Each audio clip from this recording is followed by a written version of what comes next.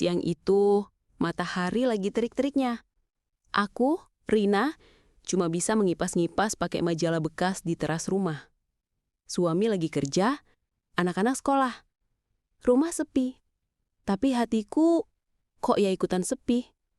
Belakangan ini entah kenapa rasanya ada yang kurang. Suami pulang kerja cuma sibuk sama ponsel. Udah gitu kalau diajak ngobrol juga jawabnya seadanya. Urusan ranjang apalagi. Udah kayak kewajiban aja. Nggak ada gregetnya sama sekali. Tiba-tiba ada suara ketukan di pagar. "Permisi Bu," sapa seorang bapak-bapak dengan topi caping dan kaos belel yang basah kuyup oleh keringat. "Oh, itu Pak Bowo, mandor bangunan di proyek depan komplek. Rumah Bu Tejo lagi direnovasi total, jadi ya wajar banyak kuli mondar-mandir." "Iya Pak Bowo, ada apa?" tanyaku. "Maaf Bu, ini mau numpang minum sama isi ulang air di galon. Air di proyek udah habis," katanya sambil nyengir, nunjuk beberapa botol kosong dan 1 galon kecil. "Oh silahkan Pak Bowo, ambil aja di dapur," jawabku sambil berdiri. Nggak enak juga kalau nolak. Pak Bowo masuk langsung menuju dapur.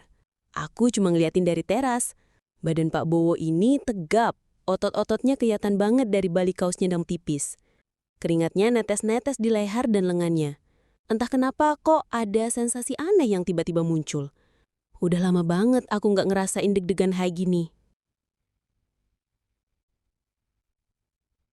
Pak Bowo balik lagi ke teras. Galon sama botol-botolnya udah penuh. Dia nyengir lagi. Kali ini senyumnya agak beda. Ada semburat nakal di matanya. Aku jadi salah tingkah sendiri. "Makasih banyak ya Bu. Ini airnya seger banget, bisa buat ngadem," kata Pak Bowo sambil ngelap keringat di dahinya pakai punggung tangan. "Sama-sama Pak, santai aja," jawabku berusaha bersikap biasa. Tapi jujur, aku nggak bisa berhenti merhatiin dia. Ada sesuatu yang menarik dari Pak Bowo ini. Mungkin karena dia pekerja keras ya, atau karena dia real man banget, beda sama suamiku yang lebih sering di balik meja.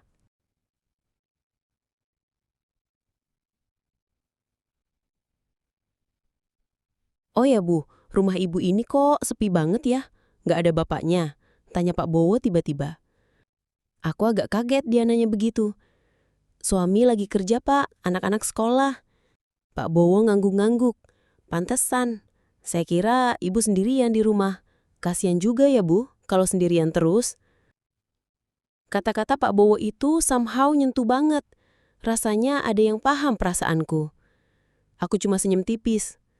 Lalu Pak Bowo pamit mau balik ke proyek. Tapi sebelum pergi, dia sempat noleh lagi dan bilang, "Kalau butuh bantuan apa-apa Bu, jangan sungkan panggil saya ya. Walaupun cuma kuli bangunan, tenaga saya lumayan kok." Aku cuma bisa senyum dan ngangguk. Tapi setelah Pak Bowo beneran pergi, aku langsung masuk rumah, jantungku masih deg-degan. Ada apa ini? Kenapa tiba-tiba aku jadi kepikiran sama kuli bangunan itu?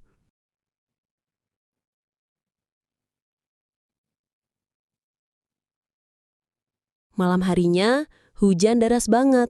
Angin bertiup kencang, dan tiba-tiba saja, jeder! Listrik padam, gelap gulita. Anak-anak langsung teriak ketakutan. Suami belum pulang dari kantor. Aku buru-buru cari senter dan lilin.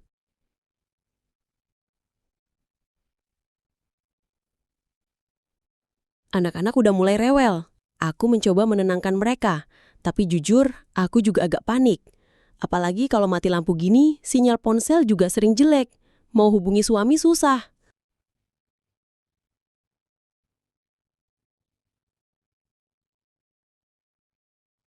Tiba-tiba, terdengar suara ketukan di pintu.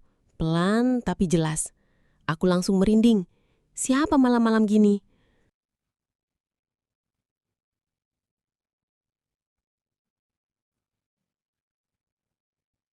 "Bu Rina, ini saya, Pak Bowo."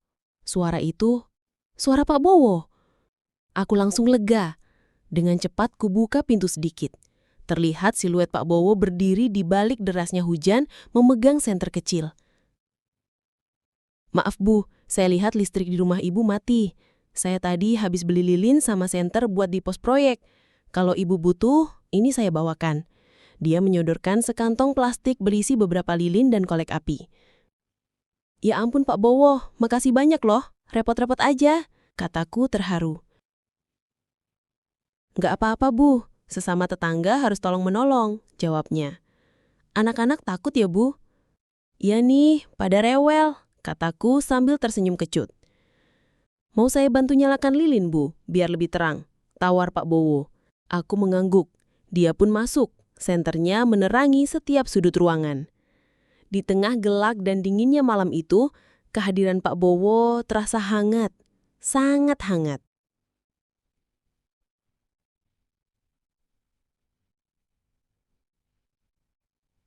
Pak Bowo dengan sigap membantu menyalakan lilin di beberapa sudut ruangan. Ruang tamu jadi sedikit lebih terang, meskipun remang-remang. Anak-anak juga sudah mulai tenang. Saat Pak Bowo hendak meletakkan lilin di meja sudut, tangannya tidak sengaja menyentuh tanganku yang juga sedang memegang lilin. Hanya sentuhan sesaat, tapi rasanya seperti sengatan listrik. Hangat, kuat, dan mendebarkan. Aku langsung menarik tanganku, tapi jantungku berdegup kencang. Pak Bowo juga tampak sedikit kaget. Dia langsung menunduk. "Maaf Bu, nggak sengaja." "Nggak apa-apa Pak," jawabku, berusaha menormalkan napas. Keheningan sesaat menyelimuti kami. Hanya suara hujan di luar yang mengisi kekosongan. Tiba-tiba, Pak Bowo berbisik. Suaranya sedikit parau. "Bu Rina, saya sudah lama merhatiin Ibu. Ibu itu cantik, sabar. Kok bisa-bisanya suami Ibu jarang pulang, jarang perhatian?" Aku tersisap. Wajahku langsung panas. Dia tahu, selama ini dia memperhatikan. Aku nggak tahu harus jawab apa. Pak Bowo mendekat sedikit. Sorot matanya yang diterangi lilin terlihat intens. "Saya tahu Bu, Ibu pasti kesepian. Kadang ada hal-hal yang nggak bisa didapetin dari pasangan sah kita sendiri kan?" Kata-katanya menohok, tapi anehnya justru memicu sesuatu dalam diriku. Ada semacam pengakuan yang terpendam yang selama ini aku rasakan sendiri. Aku menatap matanya. Di tengah remangnya cahaya lilin, aku bisa melihat ada keinginan yang kuat di sana. Keinginan yang sama, yang selama ini aku pendam dalam hati. Malam itu di tengah kegelapan dan suara hujan, apa yang terjadi selanjutnya adalah rahasia antara aku dan Pak Bowo. Bukan tentang hubungan ilegal, bukan pula tentang pengkhianatan dalam arti harafiah, tapi tentang sentuhan, perhatian, dan servis yang tak terduga dari hidupku.